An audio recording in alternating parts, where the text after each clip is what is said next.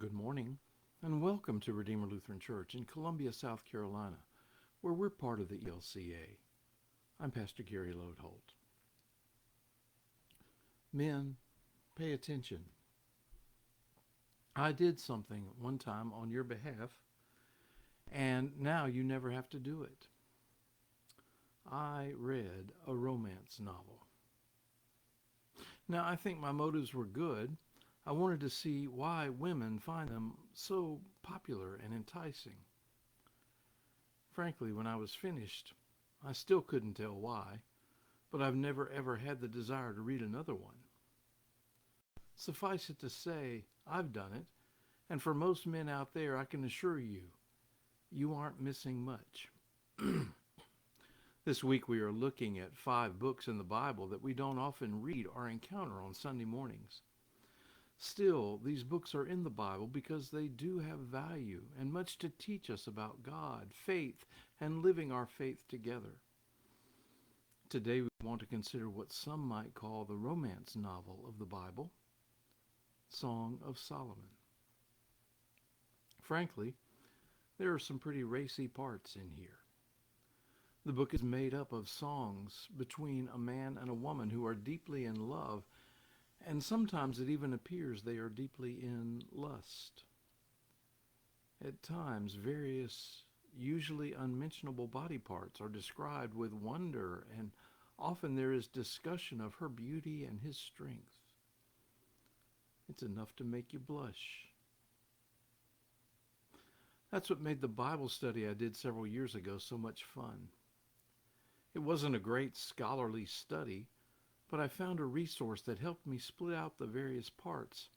And so we read the book together, the women in our group all reading the women's parts out loud, and the men responding by reading the men's parts.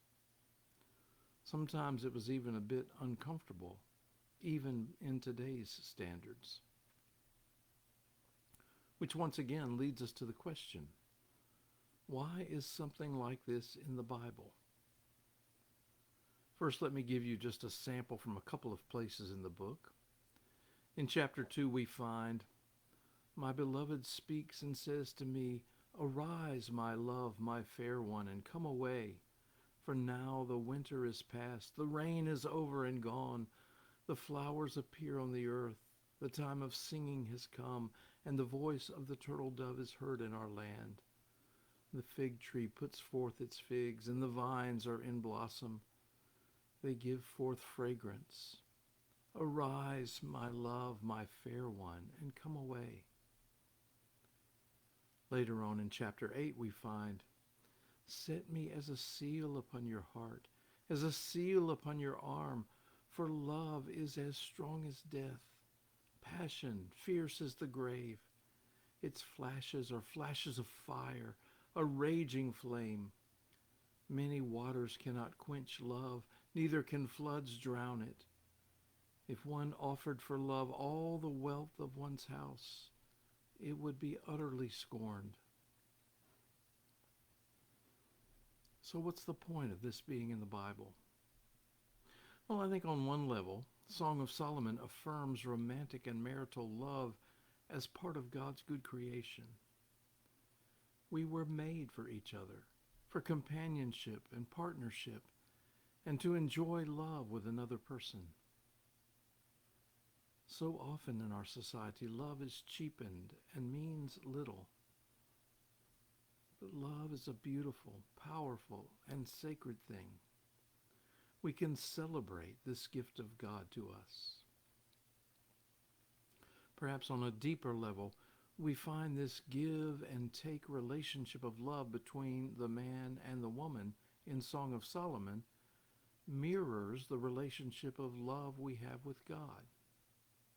Now let me be clear, we don't have a romantic relationship with God, but it is a relationship of love that is complete and thorough and intimate, much like the relationship we find in marriage.